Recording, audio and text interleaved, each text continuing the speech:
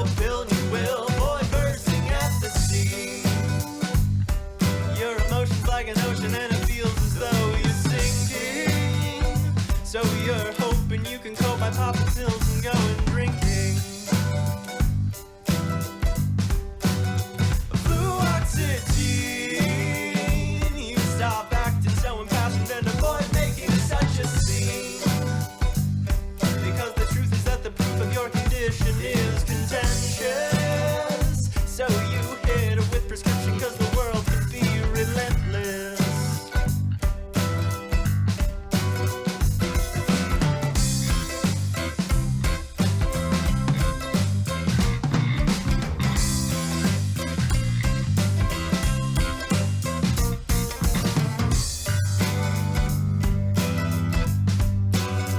Tell me what do you say? We have the choice to have a voice and they cannot take that away. And the press in our expression is indeed a kind of violence. And I'll confess that I for one am quite opposed to being silent.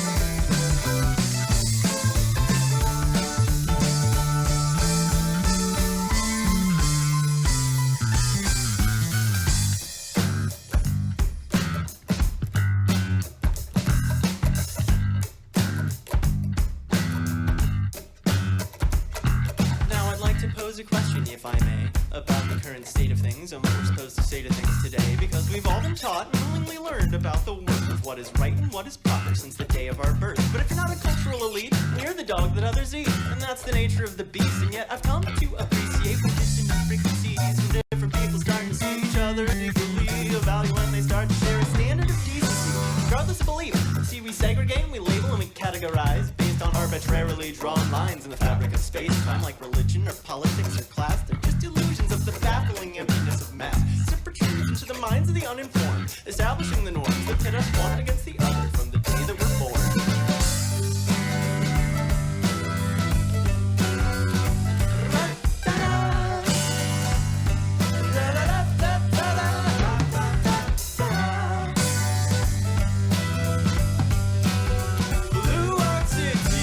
Fluoxetine, you take a chill pill and you will avoid bursting at the seams.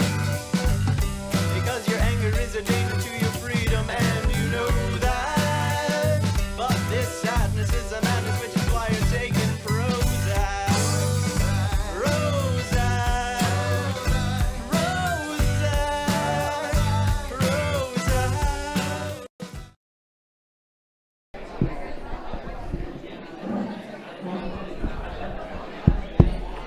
Good afternoon, everyone. Good afternoon. Good afternoon and welcome to the October 2021 Chamber Luncheon. We're so glad to have you all here. What an amazing crowd we have today. I would like to ask Lexington Town Councilman Steve Baker, also one of our friends from Gerber Collision, if you will come up and please lead us in our invocation. If everyone will please stand.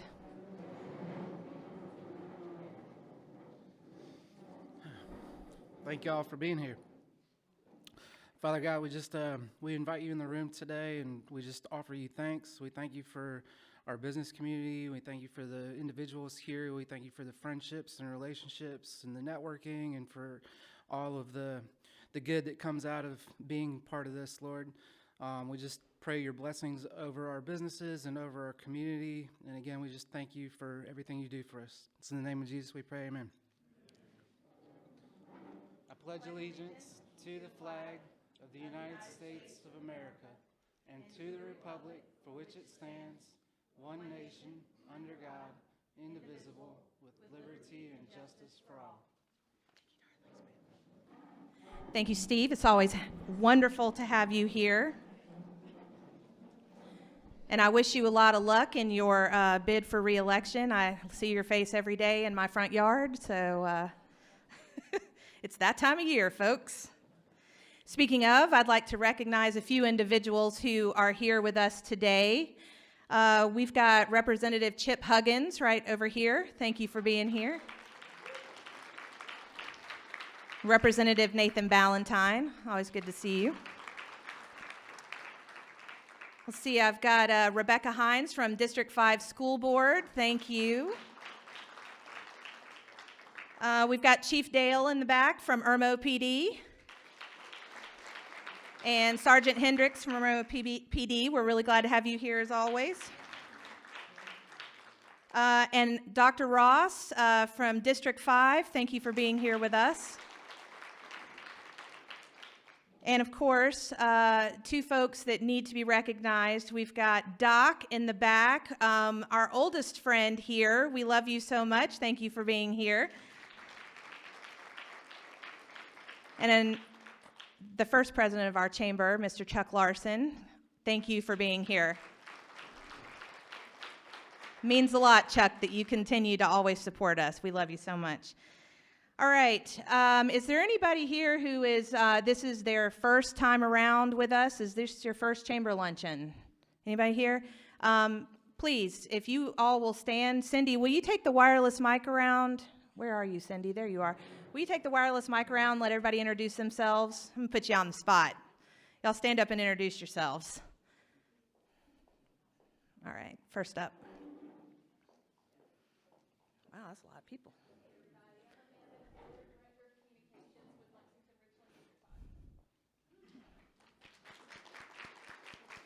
Good afternoon. My name is Deborah Shankabarda, and my husband and I are the co-managers, general managers of the brand new property community that's going up at right across from the dam, Lake Murray, across from Lake Murray, called Lakeview Senior Retirement Community.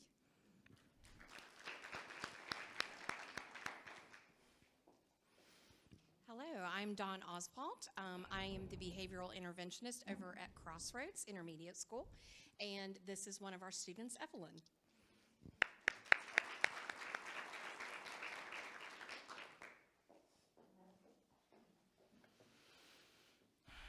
Hello, my name is Michael Hall. I'm with On-Site Home Inspections. I'm here with my cousin Kenny from Optus Bank. It's my first time here. Nice to see everyone, to meet everyone. I'm Brian Hoferth. I'm from Optus Bank. Been in banking for about 30 years as a credit underwriter and decided to become a lender. So Kenny brought me on board, and we're going to see how all this works out. If you all ever need any help, let me know.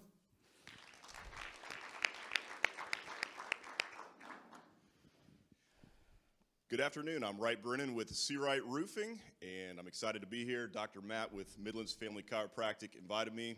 Thank you all very much.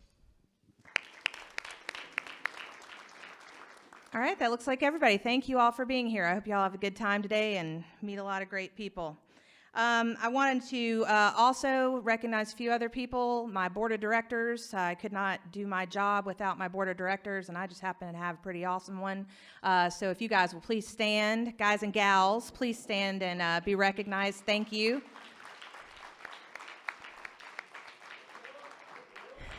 And then my diplomats, who are the best food service folks on the planet. Thank you so much for helping Miss Karen out today. Y'all are the best. Thank you, thank you. I'm so proud of y'all. So before y'all got here today, Oxy Time, they sanitized the room for us. And then Ray up in the Crow's Nest, Rayneck Technologies, I have to give him a shout out for a second. Yes, Ray, thank you for all you do. Ray installed an amazing new audiovisual system at the Chamber House. It is quite impressive. So if y'all are looking to rent the room, it is pretty amazing. So thank you, Ray, for doing that. And of course, he runs all of our audiovisual for this event every month and make sure that we are recorded and you can watch us on Facebook. And we're trying something new out today. We're making Todd our guinea pig today. So bear with us, but we've got something nice right here where the speaker is able to advance their own slides, and we don't have to ask somebody else to advance the slides for us. So y'all keep your fingers crossed and pray that our internet connection stays good and all of that. But don't worry, we've got a backup plan. It's all good. And then, of course, Cutthroat Marketing. Cindy, thank you for everything you do to bring us into the digital world. We love you so very much. And then y'all heard the music playing in the background when you got here, so it didn't sound so like odd and weird in here. Raymond has asked some local musicians to put together some background music for us. So today you were listening to Harry and the Hootenannies, and they were awesome. So a round of applause for them. Miss Karen, are you around and ready to come and talk to me real quick? Everybody enjoying your food? Oh, she's just so amazing. You guys are amazing. So Karen's Kitchen and Catering, that's who is feeding you today. She, in my opinion, and I hope my mother's not watching this because she'll be upset, but she makes the best fried okra that has ever been around ever. So Miss Karen Aaron Falami, come on up. Good afternoon, everyone. How's everyone doing?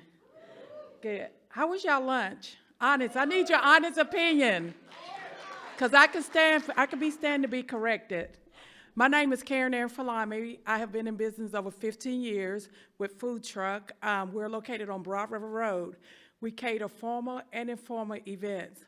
Also, we're working on our third food truck. We'll bring the kitchen to you. We specialize in Southern food, barbecue, fried fish. So if you need any delicious food for the holidays, I'm your girl. I can be reached at area code 803-381-5676. And my website is Karen's Kitchen and Catering. Thanks for having us. Have a blessed one. Well done. And just so you guys know, there's a flyer on your table for a Thanksgiving feast. And Miss Karen doesn't like to talk about this stuff, but she is donating a Thanksgiving feast to Feed the Homeless. And y'all, she needs help. So if you have the means to help her by donating to her company to help her purchase food, if y'all haven't noticed, in our current environment, everything is bazillions more expensive than it was last year. So please, please consider donating to Miss Karen for her Thanksgiving feast. And also, it's just not for the homeless. This is our 6th year doing it. It's from veterans. We have soldiers that can't go home. They actually catch a cab to my property on Broad River Road. We have children's homes come from West Columbia, drug rehab. People just driving down the road, smell the food, and want to come in. They come too. We feed over 500 people, and usually my husband and I do it throughout the company. But as we all know, food prices have really went up. So we just asking for a small donation if you can help, okay? Have a blessed one. Thanks, Ms. Karen.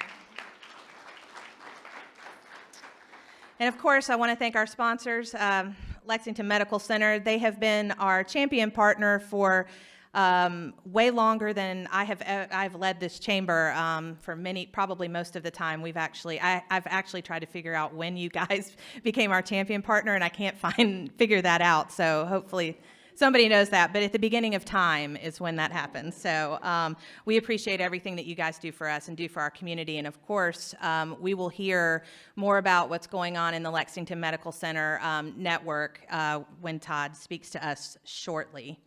Okay, so a couple of announcements. Tomorrow at 11:30, we have Beckett Financial and Bakersview Travel. I don't think either one of them are here.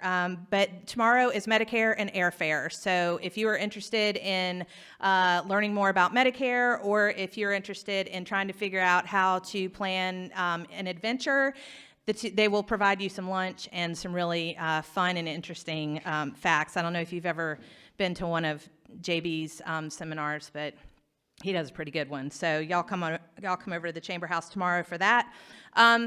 everybody should have received either a call, or you will receive this week, you'll receive a call from a diplomat. Our visitor's guide goes to press on November 15th. So if you're interested in advertising your business in that visitor's guide, just reach out to me and I'll put you in touch with Lucia. But more importantly, if your information is not correct in our database, then it won't be correct in our directory. So if you need help updating all that information, links will be sent out to everybody. Please be on the lookout for that, because it's really important that that information is correct. We do distribute those guides at all 9 welcome centers in South Carolina, in addition to Lake Murray Country and places around the Irmo area. So I'm very excited. Miss Lee Essig, our chamber photographer, she shot the cover, and we put our podlings on the cover this year, and it is super cute. We put the chamber house on the cover because I just spent a ton of money renovating that thing. I want everybody to see it. So it's going to be pretty fantastic for 2022.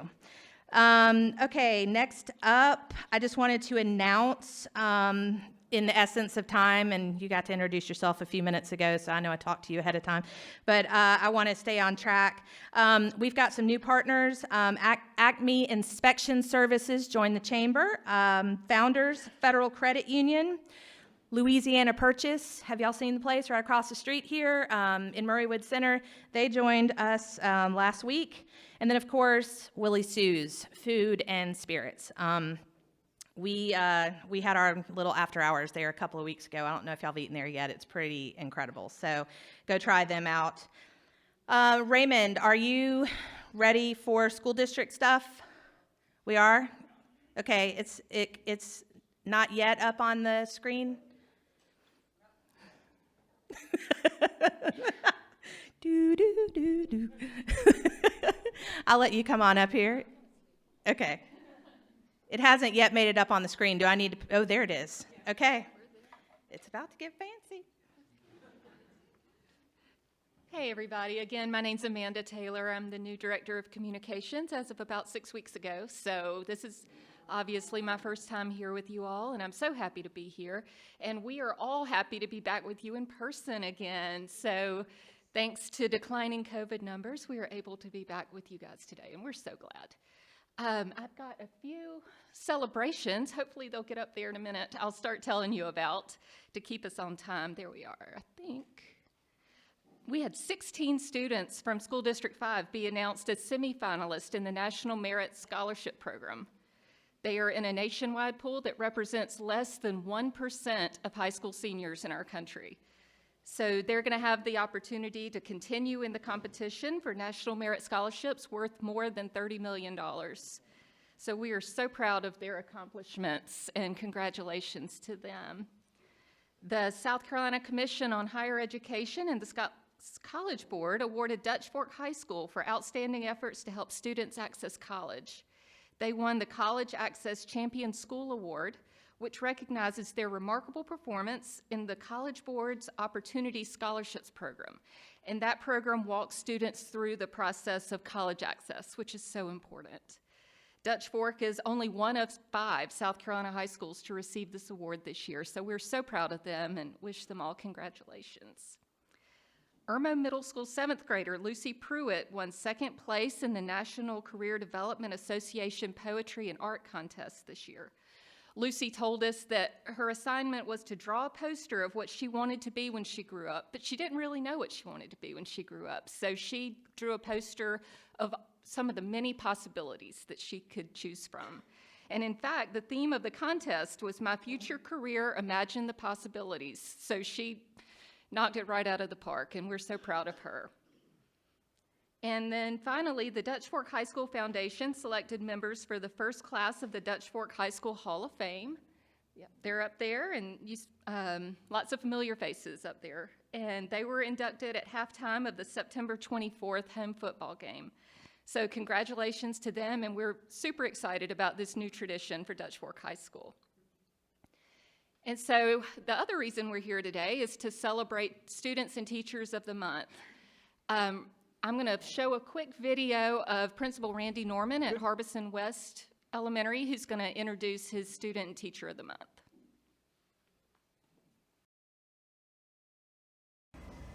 Good morning. I'm Mr. Norman, the principal at Harbison West Elementary School.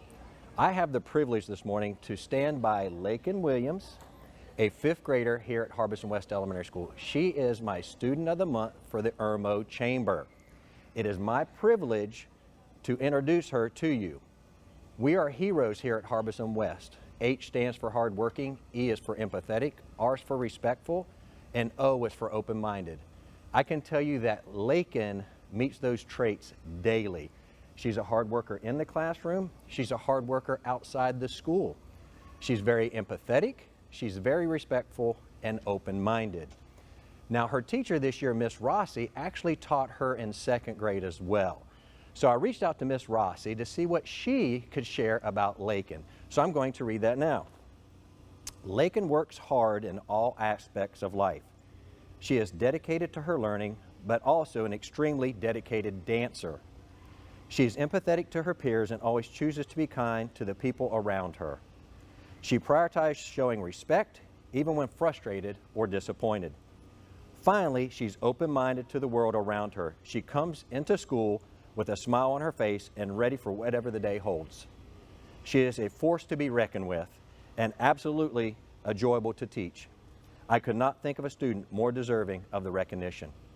Again, Lakin, I would like to award you the Greater Irmo Student of the Month of Harbison West. Thank you. You're welcome. Now I get to present the Teacher of the Month and actually Harbison West Teacher of the Year, Joanna Neal. She is the selection of our Teacher of the Month and Teacher of the Year because she goes above and beyond her duties. She is actually a part of our new garden project. She is actually the leader of it, taking total control of that and leading the way. Mrs. Neal has been teaching for 13 years, correct, Miss Neal? 13 years. This is my 3rd year as the principal here. I know I can always count on Miss Neal anytime that I need to go her for additional support. She is there to support me. We talk about being heroes here. Miss Neal and our teachers are also heroes. They're hardworking every day, they're empathetic, they're respectful, and they're open-minded. And they truly follow my beliefs as love, provide, and protect. All of our teachers, Miss Neal, love our students here at Harbison West. We provide what they need to be successful, and we protect them. So again, I'd like to congratulate and award Mrs. Neal the Greater Irmo Teacher of the Month. Thank you. Can we shake hands? Yes.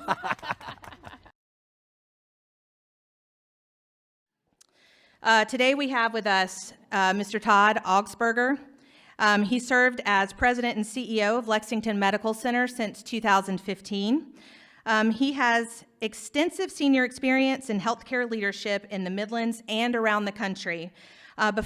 Before coming to Lexington Medical Center, he was the hospital's senior, or serving as president, he was the senior VP and the chief operating officer for 16 years. He's been with us quite a while.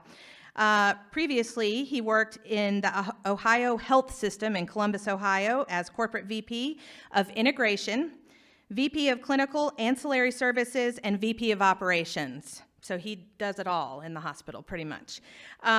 He's an active member of the American Hospital Association Southeastern Regional Policy Boards, the Central Carolina Community Foundation Board, the United Way of the Midlands Board. He served as chairman of the South Carolina Hospital Association Board and as chairman of the Lexington Chamber of Commerce. He received his master's degree in Health Services Administration from University of Michigan and a Bachelor of Science in Finance from Michigan State University. It's a lot nicer here weather-wise, isn't it? He's a fellow of the American College of Healthcare Executives and received the South Carolina Healthcare Executive of the Year Award in 2003. In its 49-year history, Todd is the 4th president and CEO of the hospital. He's married, he has 2 children, and he lives on the other side of the dam over in Lexington. So if everyone will give a warm welcome to Mr. Todd Augsberger. Thank you very much. Thank you all very, very much. How y'all doing? I missed out. Miss Karen, I didn't get here in time for lunch, so if you got any chicken left, put some in it to go for me. The way the response got in this audience, I got to try that chicken. Thank you all for letting us come today. Again, we're so happy to be here. We've been here for so many years just down the road, but it's nice to come talk to y'all today. Now, I hope y'all knew what you were asking for when you invited me. Many of you didn't get a vote, but if a hospital person's coming to talk to you today, I'm going to talk to you about COVID. So if you were expecting something else, I'll give you a couple minutes to hit the chicken bar and then the door.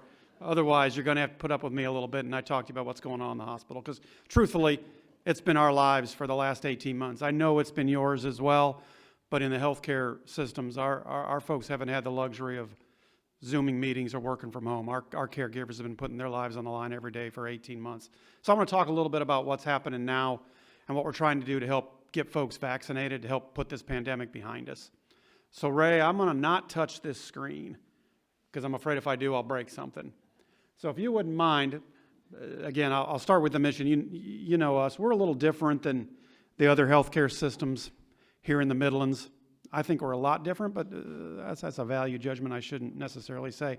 We're the only local independent hospital system, one of the few left in South Carolina. We're proud to be local. We're proud to be independent. Our only hospital, all of our services here in Lexington and Richland County. We think that's important to us. We want to know our friends and neighbors and know the care they need, and we think we're better at providing that care just because we're here and we're engaged and we're, like I said, local and independent. It's important. It's who we are. No offense. But we're really proud of being members of this community, and I just want to reemphasize that for everybody. Today's healthcare world is dramatically different than it was a few years ago. Everybody's part of some big old system except for us, it feels like at times. But we're good with that. We're proud of that. Ray, go ahead. So here's the curve that we live with every day. This is our COVID positive inpatients since July of last year. I'll go back a little bit in time. Our first case was March 7th. Of last year. A gentleman got off a plane from New York. He was on his way home to Kershaw County, actually to Camden. You might remember there was a big Camden spike. That gentleman was on his way back from New York and felt lousy when he got off the plane. So he came to Lexington Medical Center's ER. First one in the Midlands. Obviously, it's been an experience ever since. But it didn't start off real strong, as you remember. It was a little slower. But if you look at the curve, we thought we were pretty busy in July of last year when we had roughly 70 patients come into the hospital at one time, and that was what we thought was almost overwhelming. And then we had that post-Christmas surge, and we got up to about 140. Thankfully, that came down. We started being able to vaccinate some folks, and people were obviously a little more isolated in the wintertime, which helped us. And in July, right after July 4th, on July 5th, we were excited. We had 5 patients in the hospital, only 5. And we were hoping that would be the end. But clearly that wasn't to be the case. This Delta variant is terrible, and it swept through us all, and we saw this huge spike. These last 3 months particularly. Now, thankfully, you'll see it's starting to come down, coming down pretty well. But we had 195 patients in that hospital just a month and a half ago. Our caregivers do their very best, as you saw. We've done a lot of media and done a lot, and I'm going to show you a bunch of videos, so I'll stop talking here. But we do not have the ability to flex that much in any healthcare system. There just aren't that many people, caregivers, nurses, doctors, sitting around doing nothing. That doesn't exist. So to go from a census of roughly 350 to 550 overnight is nearly impossible. Our caregivers stretch. They're doing the very best they can, but with that volume and that level of COVID, we are not providing the care that we would love to provide every day to everyone else. If you have a heart attack, if you have a stroke, if you get in a car wreck, we will do our best, but it is not easy, as you could imagine, with those volumes. Now, the bottom, the blue line, shows you the amount admitted every day. What we're seeing, again, we've seen the admissions come up, not as dramatic. It's more the severity, and I'll show you that in just a little second. It's the length of stay of these folks. These are younger folks, and to be frank, and I'll talk more frankly with y'all. Initially, and thankfully, we're saving a lot more of these people's lives than we did before we had some of the treatments and before we had vaccines. But they're staying in the hospital longer, which is a good thing. They're surviving more than perhaps they did previously. They're younger, they're a little healthier, a little more vibrant. But by staying in the hospital longer, they take more rooms and they take more staff. So that census you've been seeing, and we keep advertising how many people are in the hospital, it's more patients, but it's really longer length of stays too, because these folks we're working hard to get them better. I think there's another graphical slide here. Go ahead, Ray. Yeah, that's ICUs. So again, we focus on both. It's the hospital volume that's obviously important, but we've seen dramatically more people in the ICU, dramatically more people on ventilators this recent wave. So the top line is our total ICU capacity. And again, thankfully, we built that big, large building a couple years ago to enhance and expand our capabilities and capacity. So unlike other hospitals, we have rooms. Good news. Our limitations, again, like most, is staffing. It's having enough nurses to take care of these very sick patients. And when you go to the ICU, the care is, we try to make it one-to-one, one nurse to one patient, because you're incredibly sick. That's been incredibly difficult during COVID, but you can see as more people are COVID positive on that curve, it's maxed out. We've had several days without any ICU rooms. And again, if you have a heart attack or need open heart surgery, we're delaying that care. But again, as you saw in that prior graph, things are getting better. So I want to stop here for a second and reinforce. We have come back down to roughly 50 patients in the hospital any given day, and it's held at about 50, a little lower today. It's not where we want it to be, but it's a lot better than it was 2 months ago. So there is room for optimism. Again, the more people get vaccinated, the more people obviously wear masks around unvaccinated people, the more we can keep people out of the hospital and have this done. But I'm going to stop talking so much. I think images are often better than listening to the guy in the suit drone on a little bit. So I'm going to show you some videos of things you may or may not have seen.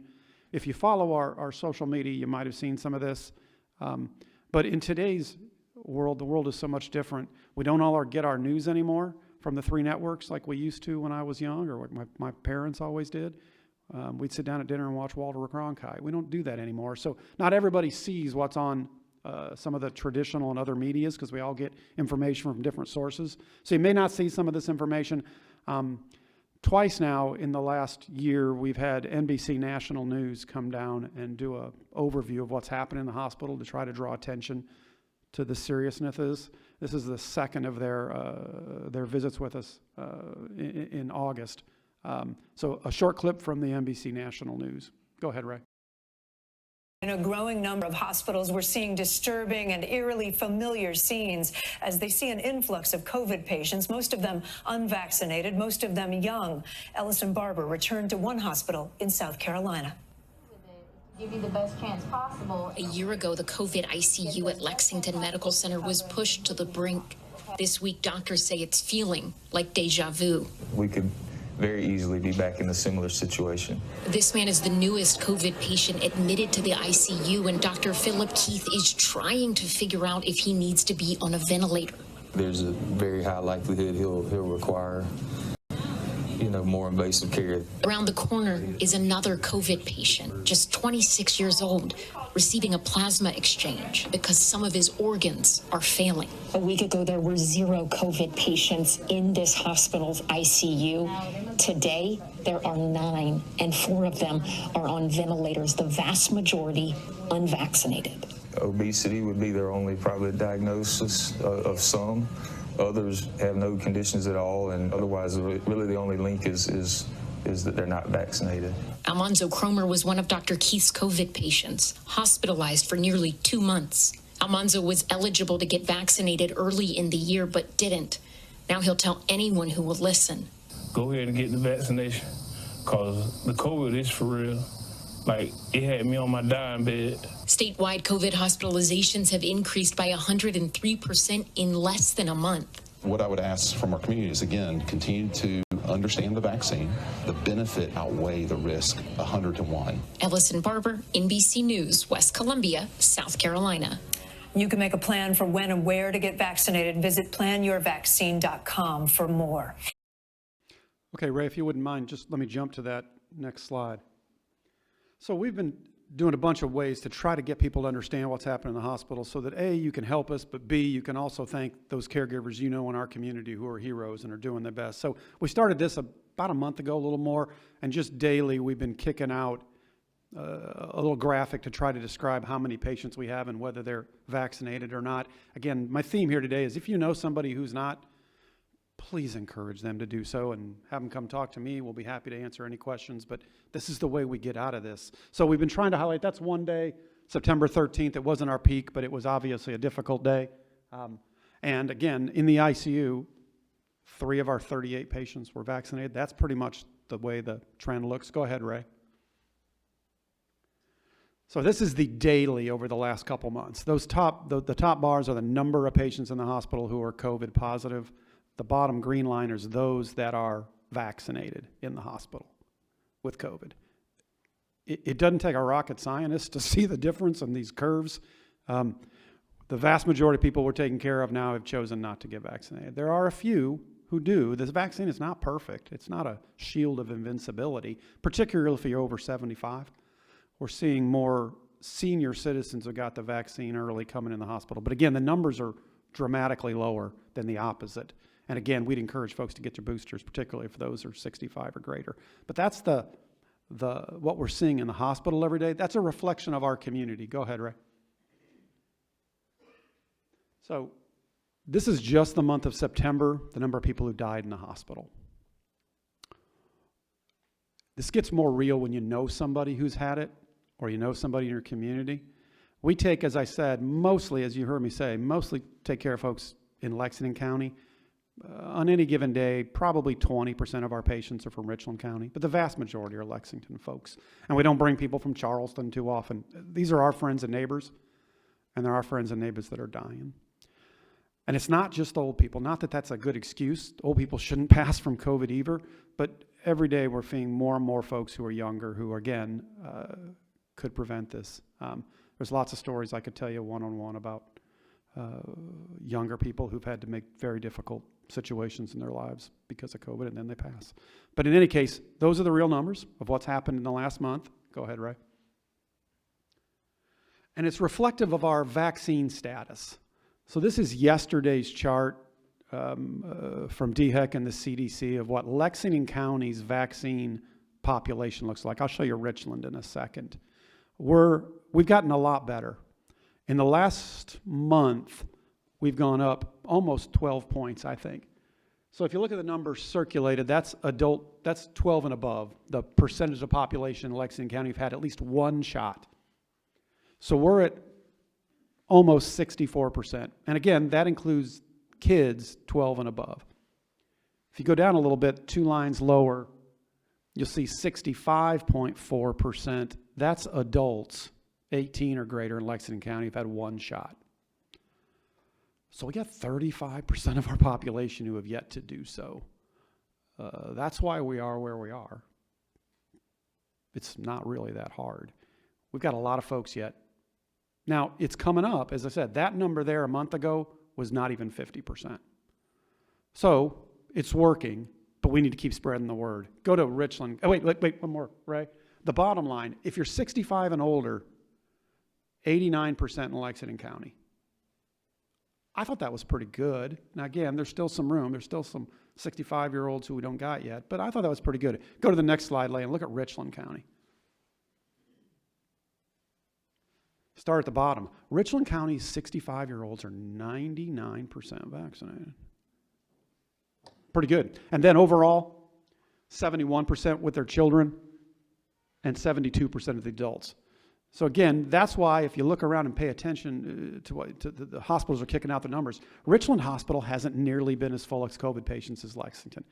For the first couple weeks of August and early September, Lexington Hospital had more COVID patients than any hospital in the state of South Carolina for several weeks, actually. Then Spartanburg caught up, then Anderson caught up. Richland never really got that bad.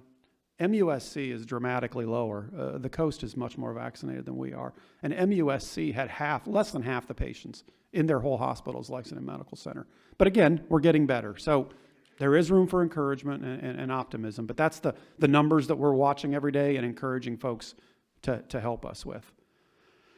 But there's 3 groups of people as we dig in, well, probably a little more than 3, but let's talk about 3, who we need to continue to work with to get to understand the importance of the vaccine. In Lexington and Richland, actually across the country, one of those groups are African Americans. African Americans as a whole have had distrust challenges with the healthcare system for many years, rightly so, for some of the experimentation that was done historically, sadly, on our African American citizens. And we don't always focus our resources on providing access to care in the African American community like we should. So COVID has taught us we need to do a better job of that.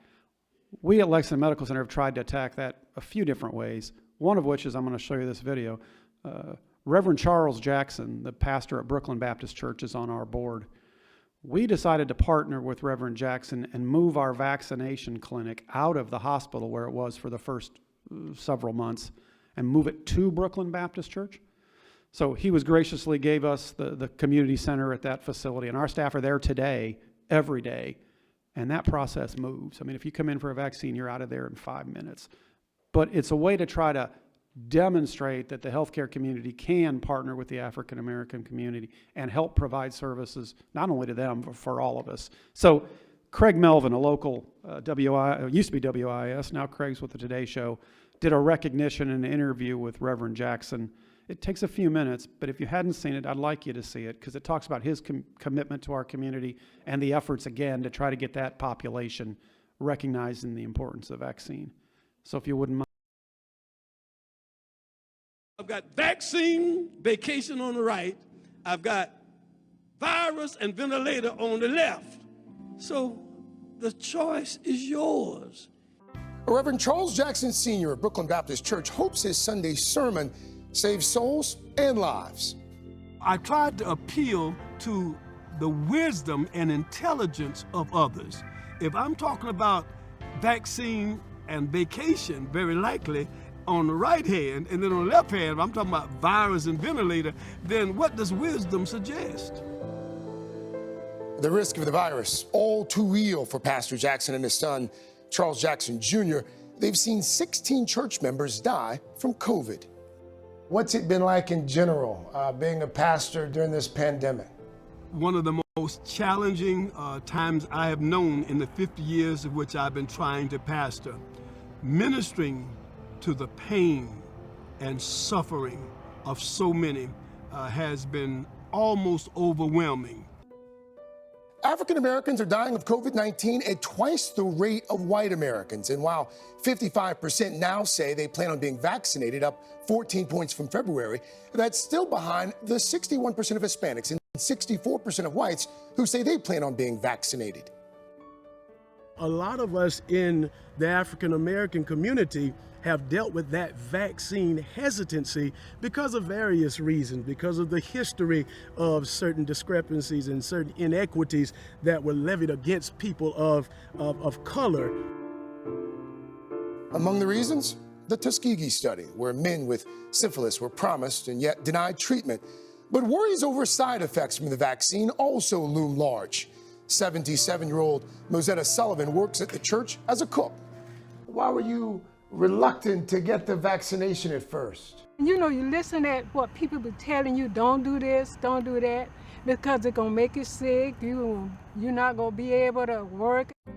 Even Reverend Jackson hesitated to get his first dose.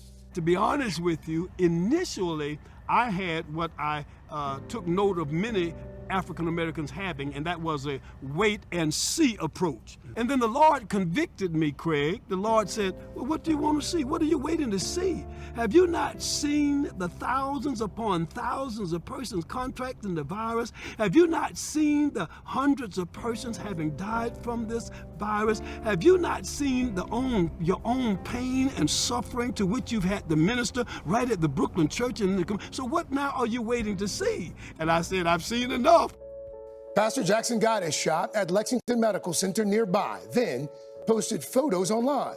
You yourself, you've gotten both your shots. You had your picture taken. You did it publicly. Why was that so important? Well, I believe this. One cannot lead where they are not going. Reverend Jackson and his son joining other black church leaders across the country who are rolling up their sleeves and hoping their flock follows. When you saw Pastor Jackson get his shot, you were like, oh, well, if Pastor Jackson can do it, I know I can. No, I had to wait a while first. I wanted to make sure he all right.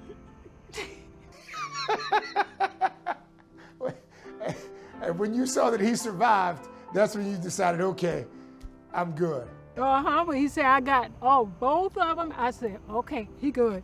I'm going to get mine. Mosetta Sullivan didn't have to go far to get her vaccine. Brooklyn has now become the vaccine clinic for the Lexington Medical Center.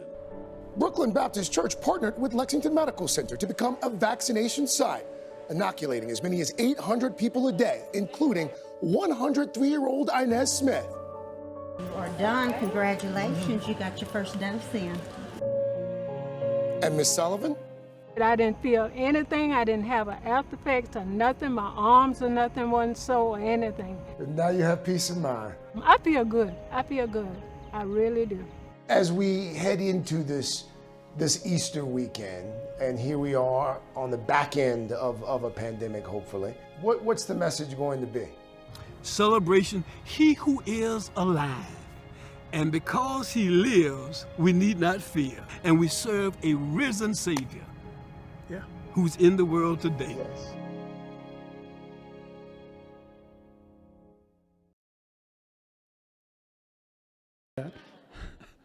Okay, so that's the first group. Second group, and again, we'll be frank, 40 to 65-year-old white conservative men. And where we live in Lexington County, that's a lot of us, which is true.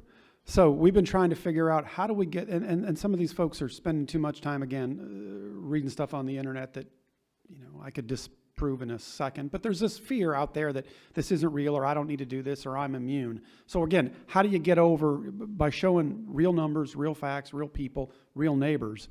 But we've also asked and worked with the elected leaders in Lexington County, some of our delegations, some of our county council, and others who've got sick and said, I want to help spread the word. So we just started running here about 2 weeks ago, this sort of compilation of 7 of the folks in Lexington County who were elected and said, I want to help encourage that. And again, if you know anything about Lexington County politics, there's really only one Democrat in Lexington who's been elected in years and years. So most of our delegation are conservatives. So we're hoping that their endorsement helps. So go ahead, Ray, let's watch that spot real quick.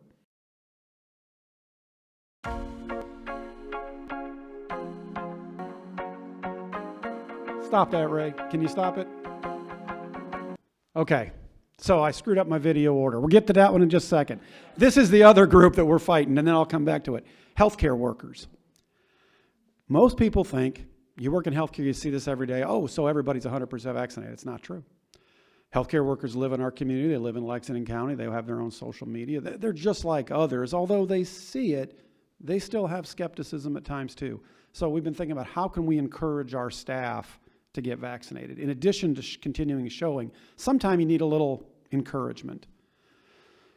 So we had a 2-month period of time where we did incentives. We did drawings, we gave away iPads, we gave away phones, what was the kayaks, bikes, you name it, cash.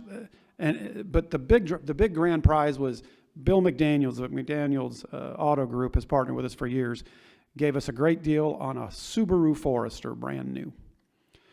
So we did a drawing for every employee who had been vaccinated since it began and gave away a brand new car. Our vaccine numbers were at 60% before we started that campaign. We ended at the drawing at 76%.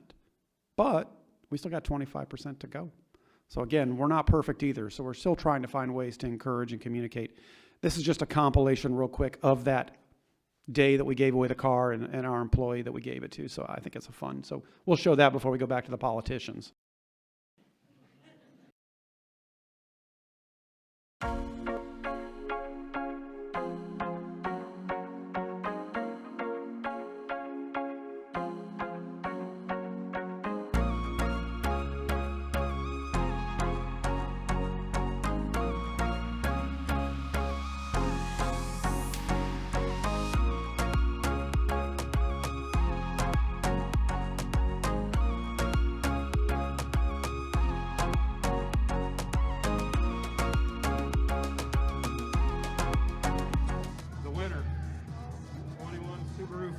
Taxes paid, drive out of here today and never look back is Shamika.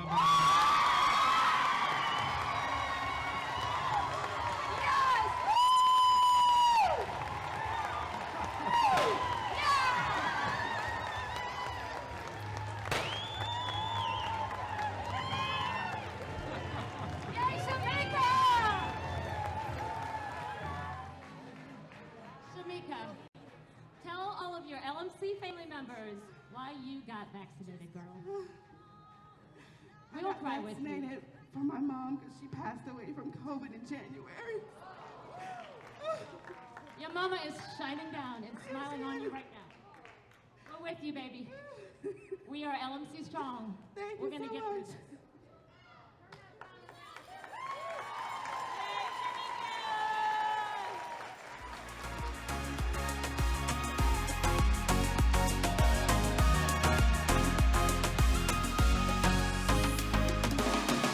Well, again, it's so ironic that her mother passed of COVID in January and it prompted her to get vaccinated, but it's nice that she got to win that. Okay, so now let me show the one I mentioned before, the local leaders trying to encourage folks to get vaccinated. Ray, let's.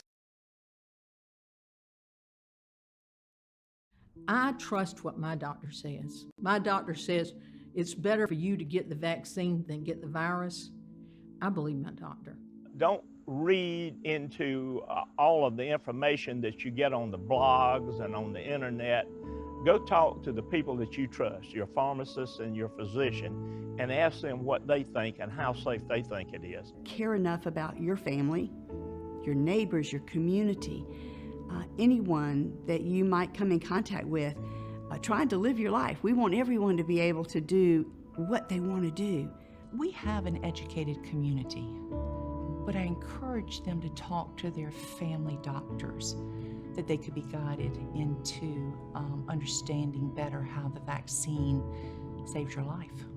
If anything touches your heartstrings about why you ought to wear a mask, or why you ought to be vaccinated, it's the young children of South Carolina who go to school in the mornings, eager to learn, excited, and some of them come home sick, infected, and regrettably in the hospital. And we can prevent that. If we wear masks, if we get vaccinated, we can help protect those young children of South Carolina who are a real future for this state.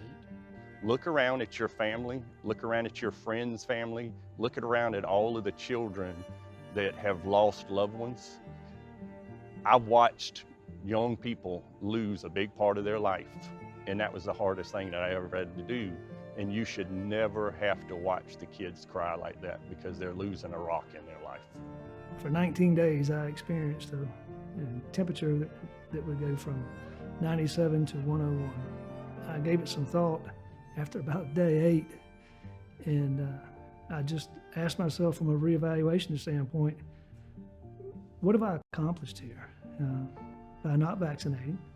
Again, it's about your family, it's about your commitments to your work life, it's about commitments to your community, because all those things are coming to a stop. If you contract the virus, they're all coming to a stop. You know, I'm a politician and a lawyer.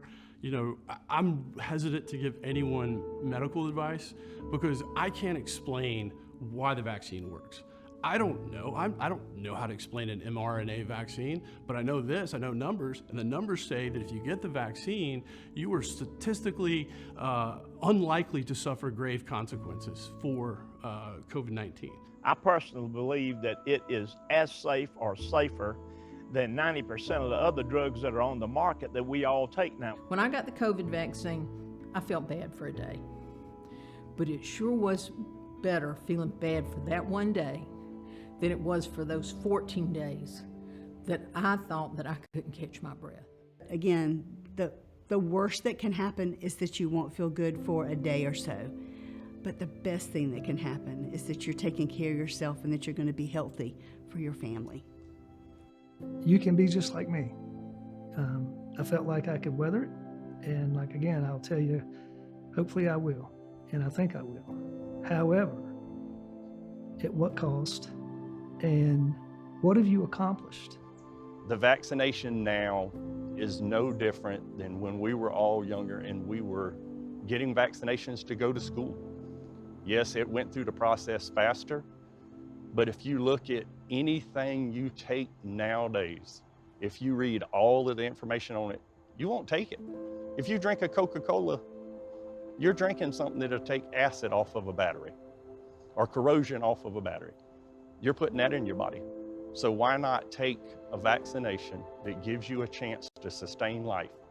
In South Carolina, when we have a crisis, we all pull together regardless of our differences to meet that crisis. Let's all pull together, put on a mask, get vaccinated, and let's defeat this virus.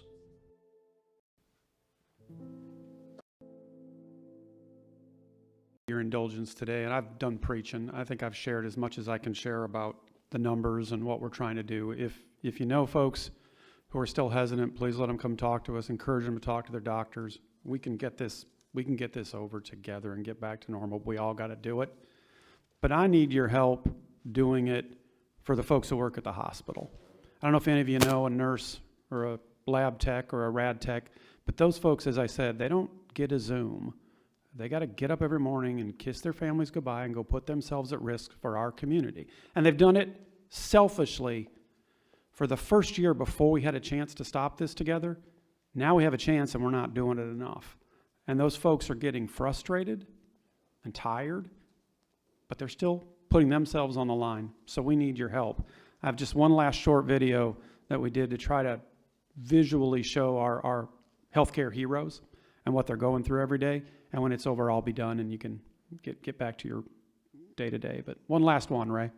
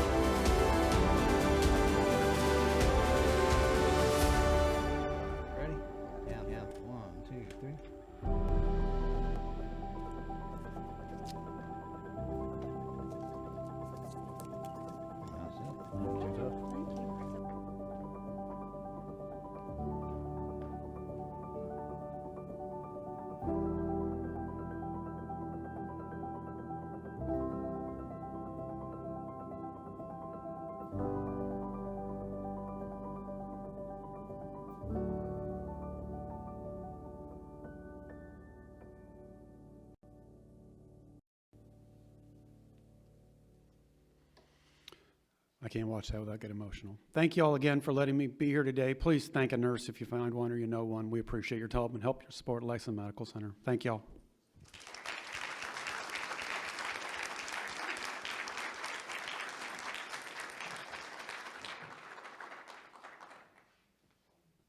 We have a couple of minutes left. If anybody, does anybody have, we can probably take one or two questions. Are you able to answer those? Anybody have a question? Or did he cover everything? Kim. First of all, thank you for being here today. I have a question. You said something earlier, you alluded about how we find out our information. It's always Sure. not from our three major networks. It is from social media Sure. and a lot of other stuff. Mm-hmm. So one thing that I've heard out there is that medical facilities get extra money if a Mhm. death certificate reads COVID. Can you speak to that for me? Yeah, I'm happy to. In every rumor, there's always a kernel of truth. So part of that's true. Medicare pays us, the cost of COVID is outrageously expensive. Medicare pays us $1,200 extra for a COVID admission. $1,200. If you're in the hospital for 10 days, 12 days, we get the same $8,500 we get for Medicare for taking care of you. We lose money on every one of them. We get $1,200 extra dollars. It's true. But there's this implication that by that rumor being out there, it really upsets me, so I appreciate you asking it. The implication is that these folks, every doctor, every nurse, is sitting in a room conspiring to defraud you, to lie to you. I'll go to jail if I do that, but I'm sitting in a room making this up. Code them, let's code them COVID so I can make $1,200 more dollars. There couldn't be anything further from the truth, and it's an insult to every healthcare hero who's trying to save somebody. So again, I appreciate you asking. I hear that before. The numbers aren't real. I'm not on video now, live and recorded. That'll follow me. That'll follow me in a church. I'm going to you know where. I just know it. I'm sorry. I apologize. I apologize. We're telling the truth. We're trying to save our community. Thank you for asking. Sir. So far, we're not done. We have, I'm trying to think of today's number. Do you know off the top of your head? 525 souls have left the hospital from our hospital, COVID positive. So far, we've unfortunately lost 3 staff members. 2 in the last month who were not vaccinated. Again, thank you all for your time. I appreciate your support. Can we clean that video up a little bit? Yeah. Thank you. Message received, sir. Message received. Okay, Todd, thank you so much. Y'all, this is the first time Todd has actually addressed this chamber, so we appreciate you taking the time out to do this. Every single year, Lexington always sponsors one of our luncheons and sends some amazing physician to speak to us, and so it was a pleasure to have you with us today. If you will please get out your tickets, we're going to go quickly through we've got tons of really cool stuff up here. Okay, first up, oh gosh, I gotta put these things on. Price of getting old. $7.56. Anyone? All right, Chuck. Chuck, what you want? Do you want a trunk organizer, or you want there's a tumbler up here? What you want? You just want to come pick? Okay, you come on up. We're gonna go fast through this. Whatever you want. You take whatever you want. Okay, 703. All right, Tiffany, come on up. Okay, I'm going to wait to see what you guys get really quickly, and then we'll go to the next one. Oh, there's no smalls. It'll be a dress for you. If you wear that shirt, it's an extra large. But they can see you from space if you put that on, so it'll be fine. Thank you, Chuck. 764. They all are. 764. Teresa. Okay, none of the Lexington Medical Center stuff. You probably got all that stuff. Okay, 769. All right. You'll just have to belt that because it's really large. Yeah. Okay, next up is 730. Anybody? Y'all, only one person left this room while he was talking. 713. All right. All right, come on up. 718. Miss Tina. Look at you. Just grab whatever you want. That's a trunk organizer from Lexington Medical Center. Eva Capps is business consulting. Miss Eva. Miss Eva right here. Yep. Okay. No, I got it. 747. All right. Okay, so Rick, we have left. We've got a Yeti tumbler. We have a T-shirt. Miss Candace from Guild Mortgage. That is a $25 gift certificate with a cookie to Blue Flower. All right. That. Yes. Yeah. Okay. We have. Y'all, everybody's got clear bag policies now, so Lexington Medical Center gave us this clear bag for you to take into football games and things that you go to. That's up here as well. That one's going to go, let's see, 726. All right, Kimmy. Oh, you can take this to the Clemson game. It's all right. Okay, we've got a T-shirt, a planner from Scott Hanner State Farm. We've got the tumbler left. We also have a junior suite for Doubletree with breakfast for two, and that we're going to do 767. 767. Okay. All right. Next up is God, y'all, I can't stand these glasses. 698. All right, come on up, Ruby. There's the junior suite. Okay, 728. Miss Susan. Okay, 765. No? Okay. 694. 692. All right. Is that Roger? Yep. Hey, Roger. Okay. 741. No? Kim? All right. Come on down. All right. And that gives us one more. And that's going to be 759. Candace. All right. Thomas, as always, thank you for always being the most wonderful liaison to work with. I just appreciate you so much. Thank you, Miss Karen. Everybody's bellies are full and happy. You guys, y'all be safe out there. Have a wonderful rest of the month, and we will see you in November.